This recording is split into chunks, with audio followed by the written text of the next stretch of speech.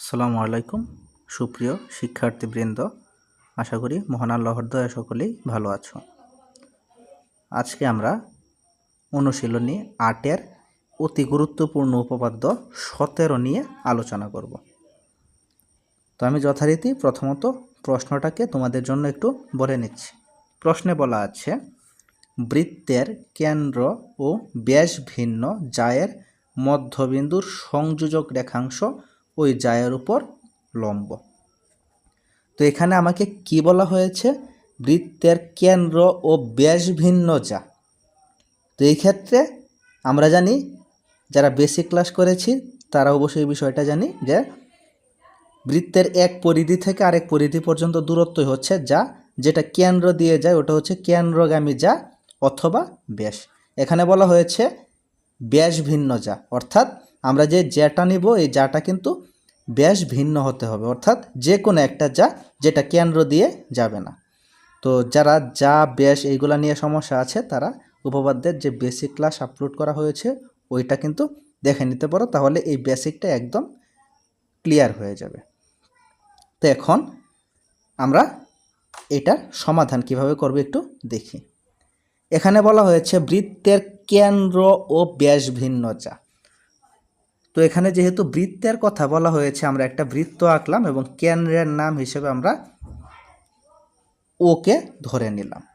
এখানে বৃত্তের কথা বলা হয়েছে, কেন্দ্রের কথা বলা হয়েছে, তো আমরা একটা বৃত্ত আঁকলাম এবং বৃত্তের কেন্দ্র ধরলাম ও।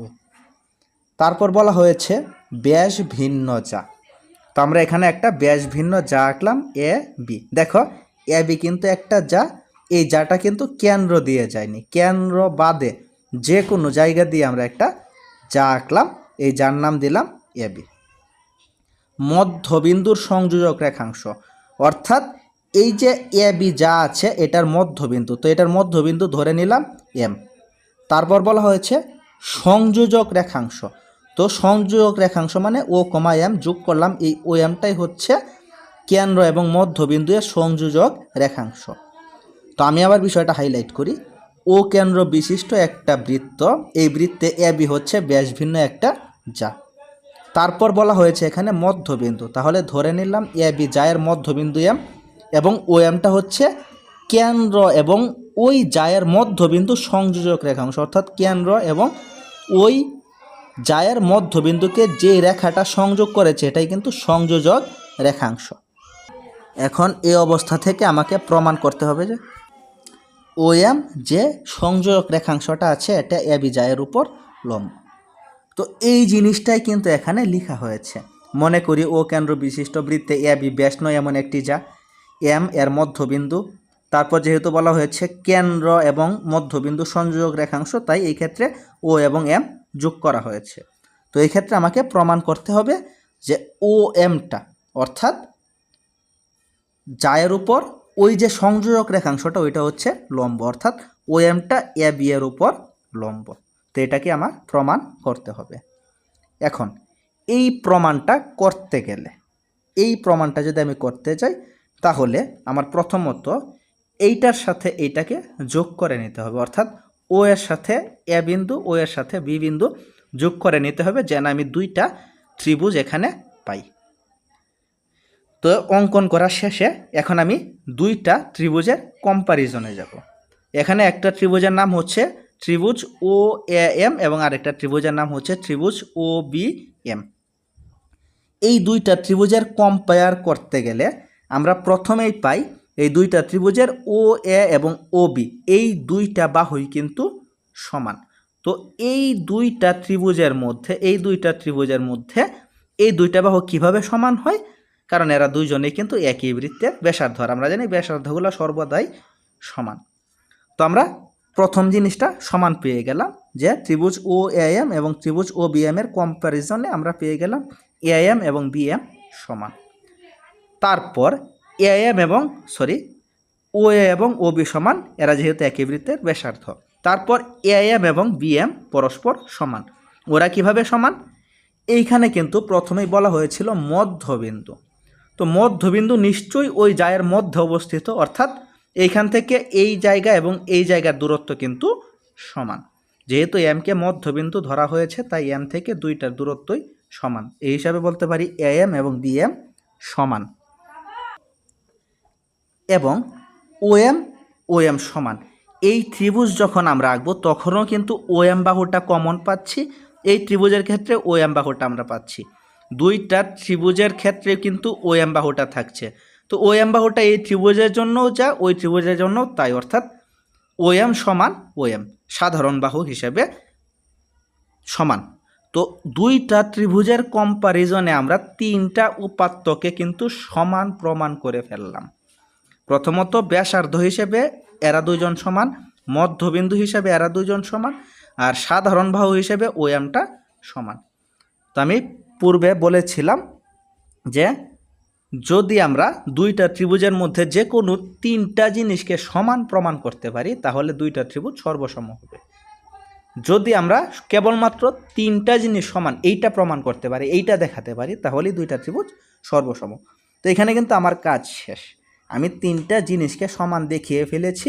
তার মানে এই ত্রিভুজ এবং এই ত্রিভুজের কম্প্যারিজনে দুইটা ত্রিভুজ কিন্তু সর্বসম হয়ে গেল।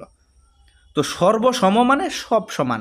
ত্রিভুজের যারা পূর্বের ক্লাসগুলো দেখেছো তারা অবশ্যই এটা জানবে যে ত্রিভুজের যে কোনো দুইটা জিনিস তিনটা জিনিস মিললো মানে ত্রিভুজের বাকি তিনটা জিনিসও মিলে গেল, টোটাল 6টার মধ্যে। তো বাকি তিনটাও কিন্তু আর মিলার বাকি নেই, বাকি তিনটাও সমান। তো এই হিসাবে আমি লিখতে পারি যে কোণ OMA এবং কোণ OMB এরা দুজনেও কিন্তু সমান। ত্রিভুজের সব সমান, তাহলে OMA এবং OMBও কিন্তু সমান। এখন আমার কথা হলো OMA এবং OMB এরা দুজন সমান হলে আমার লাভ কি? একটু লক্ষ্য করো, এই OMA এবং OMB এরা কিন্তু একই সরল রেখায় অবস্থিত। একই সরল রেখায় অবস্থিত দুইটা কোণ পরস্পর সমান।